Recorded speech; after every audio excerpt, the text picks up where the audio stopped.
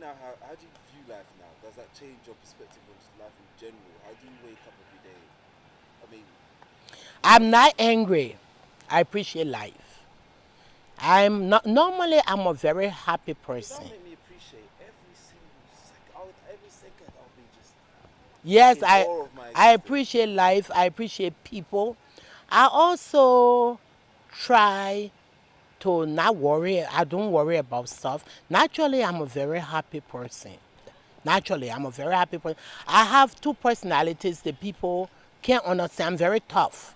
So my students get confused because when they're in my class, I'm funny, they laugh, they falling on the desk, they laughing. I'm like, you're gonna get F's because you're not paying attention. And then when I gave a test, they think they're gonna get a free grade because I was funny. And so I'm tough and I'm soft, okay. So I'm very happy. So the tragedies I've seen made me love people. I love people and I try to understand where they're from.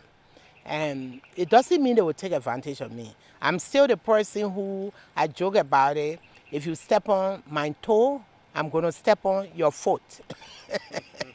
I'm not gonna turn the other cheek, okay?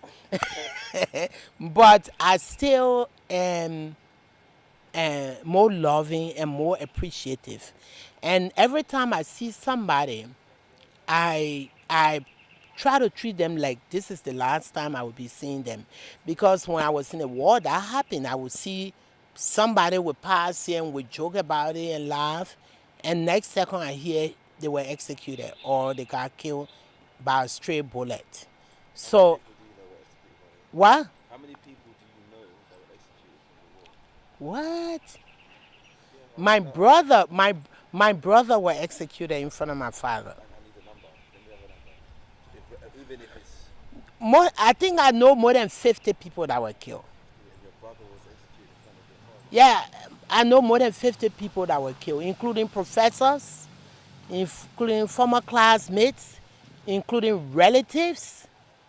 Many of my relatives were killed, and including former students. So, and every Liberian lost family in the war. That's why you see we were a country of 3-4 million people, and they lie and say only 250,000 people died directly of the war. They said that in the first few months of the war.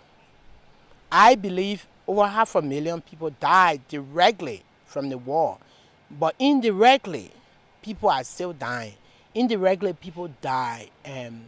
So I know a lot of people who died directly from the war, but I also lost my stepmother to the war. They were bombing, and she had a heart attack from the heavy bombardment, and she died.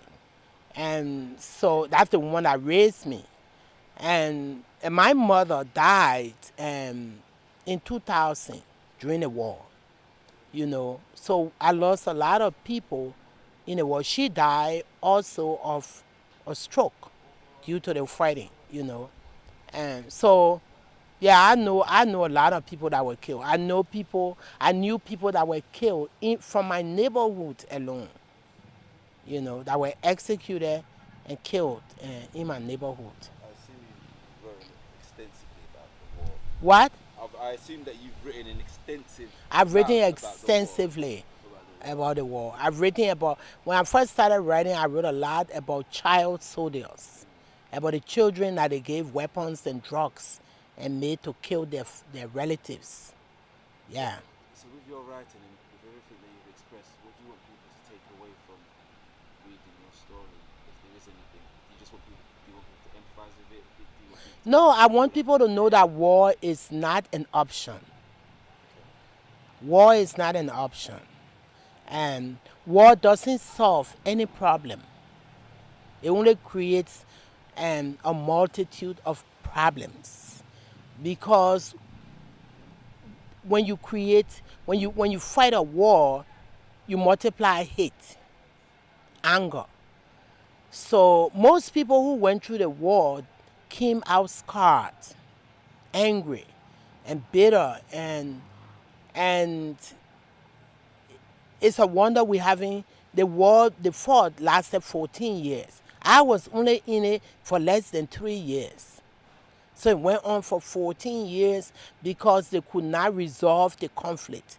And even after that, people are still angry because the kind of country we have, if you arrest war criminals, you will be arresting people's relatives. Everybody is connected. So war is not an option. So I want people to read my poems and see what the war has done to us. In fact, since Trump became president, he has deported thousands of Liberians who were like children brought into the country by their parents. Some of them, their parents were too poor to fix their papers. So they have no proof of papers. Yeah, So they have papers, but they out of status.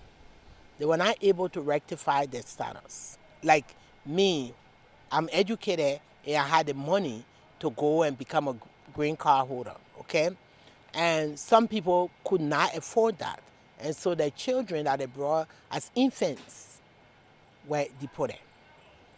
So war is horrible. War breaks down the entire infrastructure, the social systems, the moral fabric of the society. It destroys to the core. That's why developed countries that have a lot of money and want to destroy black people's country help support war. Because if you support people to kill one another, you don't have to kill them, you know. And so it is, so I want people to walk away with that. I have poems, there's only one poem I wrote about an actual that's so graphic. It's not even from my own experience. I did a lot of research on women telling their stories about the war they experienced, and many women were raped, and raped for months and publicly raped. I even saw people being raped outside, and one woman was telling her story about how they broke into their house. The war was being fought outside, and the rebels came and they decided to rape her and execute her brother, a younger brother, and they made her hold his legs as they shave off his head. And I wrote that poem, and that's the most graphic poem I ever wrote about the war, and the shave of his head. And because they detained her in a compound, they cannibalized him. And then they wanted her to eat him, and she says, "Shoot me. Just kill me. I'm dead already. Kill me." And she begged them to kill her. She said, "I will never touch my brother's flesh. Just kill me." And for some reason, they did not kill her. They let her run away from the compound.